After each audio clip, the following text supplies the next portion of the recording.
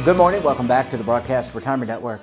I'm Jeff Snyder. This is BRN AM for Thursday, September 21st, 2023. And our top story today, is there retirement fatigue on Capitol Hill? Joining me now to discuss this and a lot more, Jennifer Flitton is the head of U.S. Government Relations for Invesco.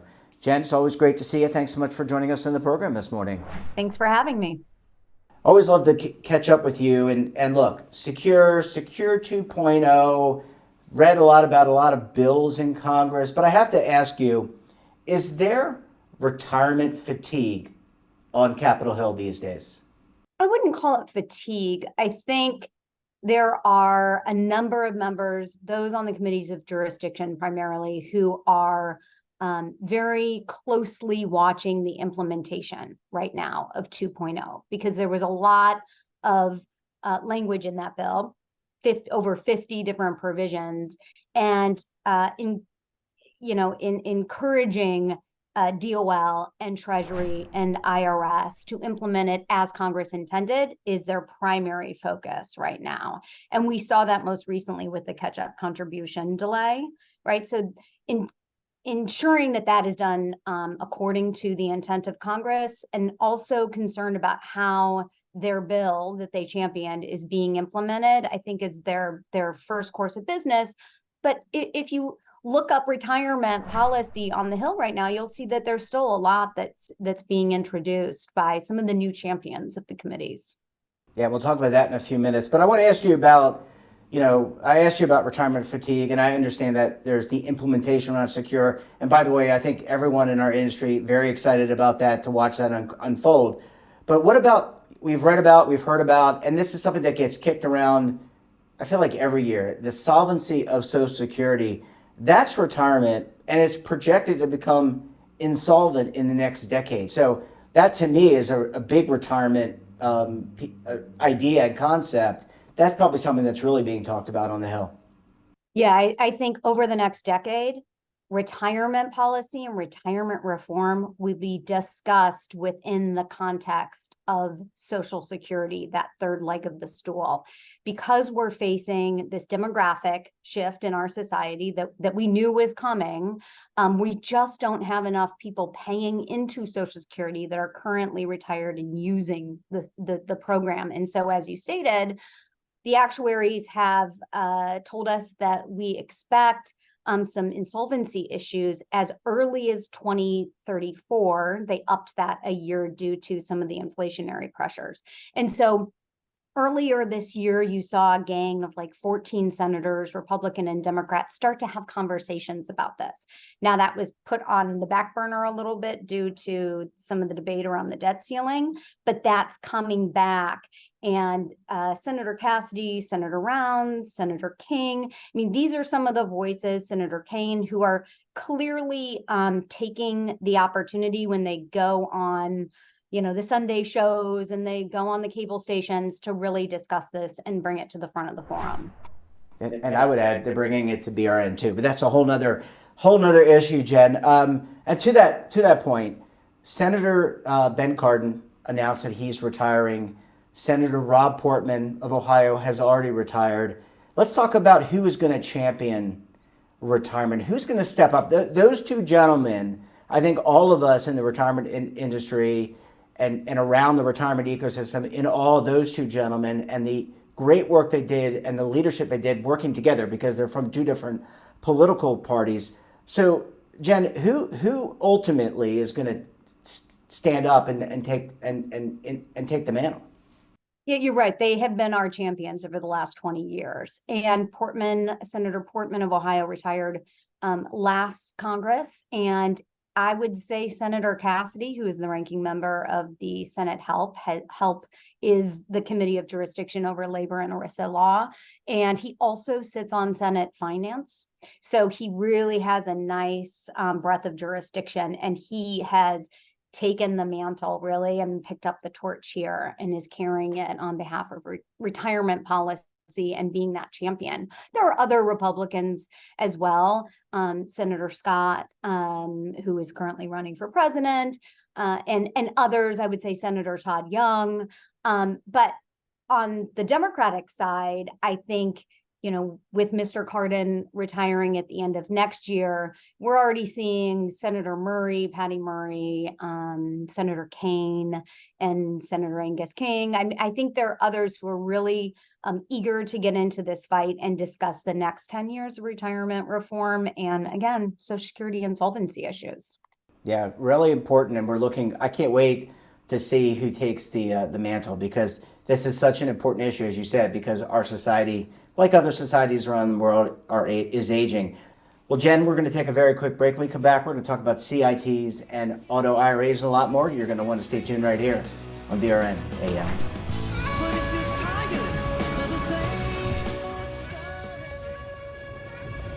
Imagine a new television network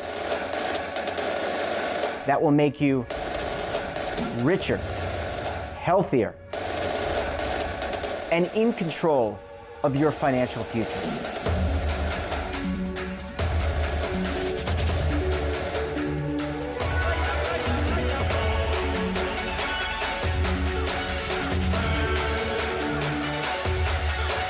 This network is for the policewoman in Nashville, Tennessee, the baker in Dubuque, Iowa, the teacher in Lexington, Kentucky.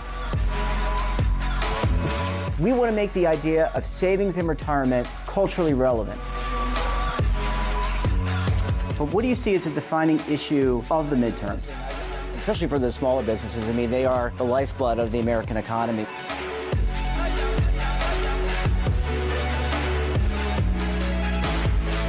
Featuring exclusive interviews, current affairs, and docuseries. 33 years old, you retired early. The philosophy is money only matters if it helps you live a life that you love. But you got to start thinking about retirement as soon as you get in. The Broadcast Retirement Network will drive very high engagement with premium partnerships. So this isn't retirement and savings for your parents or grandparents. This is for all Americans. And we're going to change the way you think about money.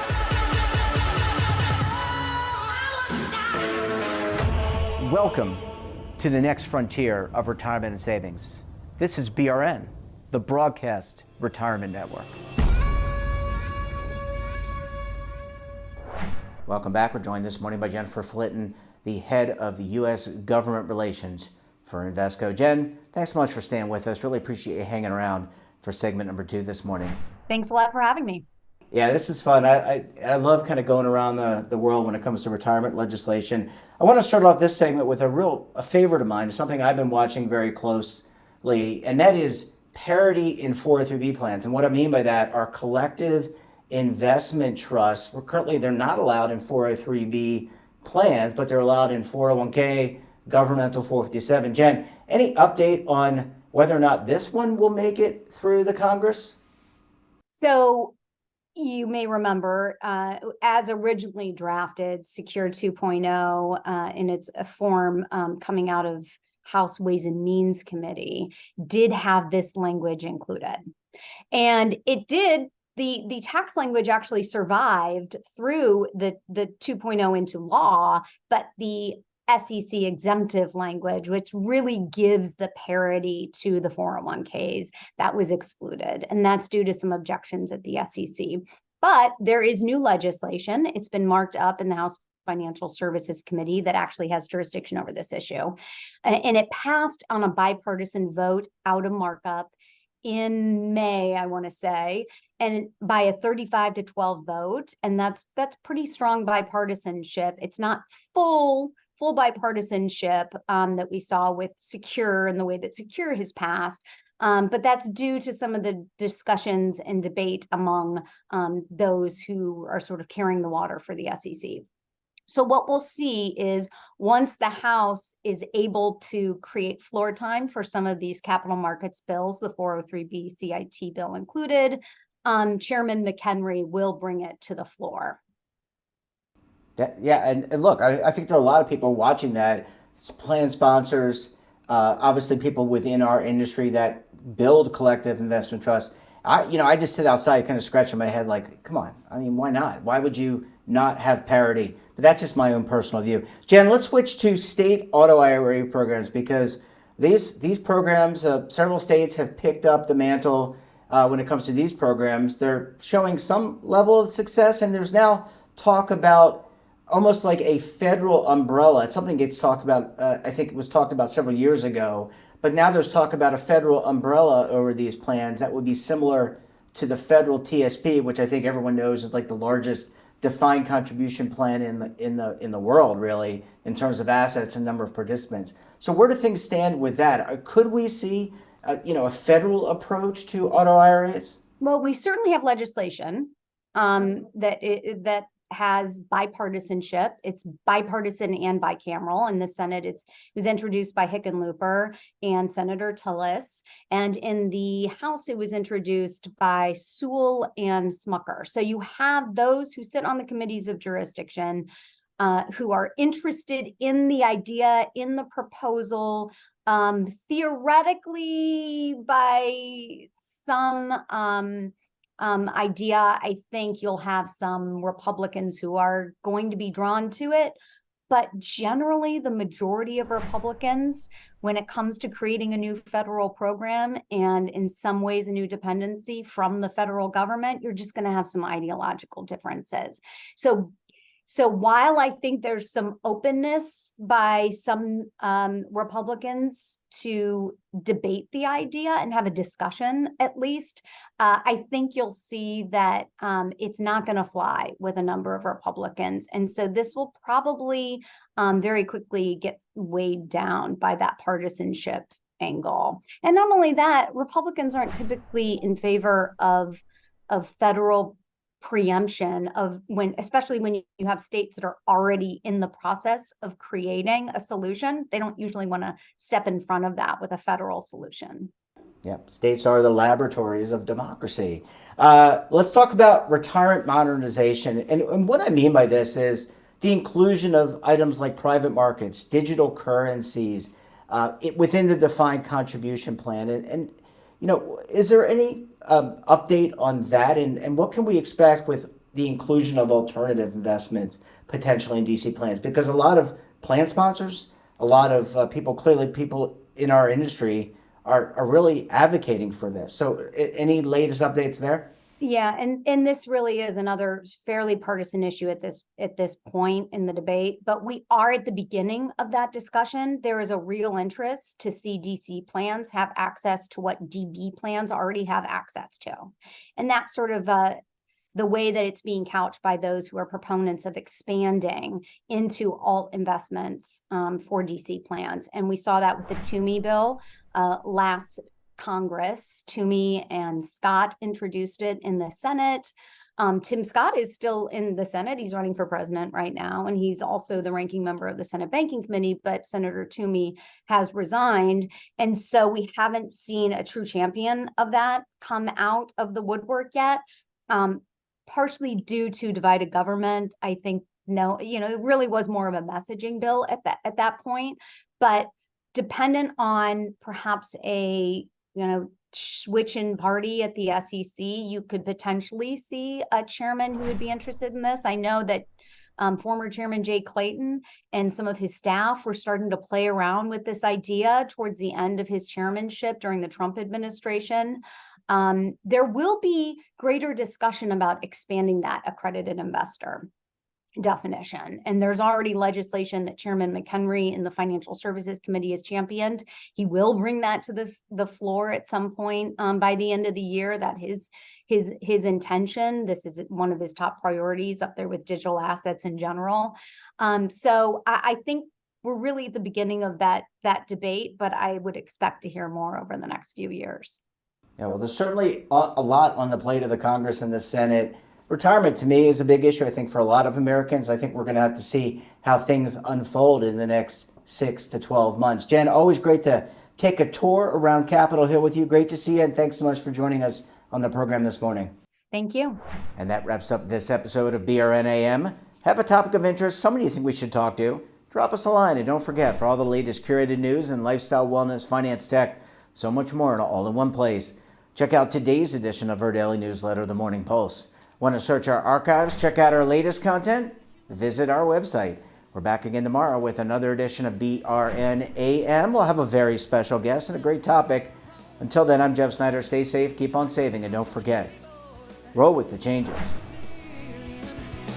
Waiting here for you.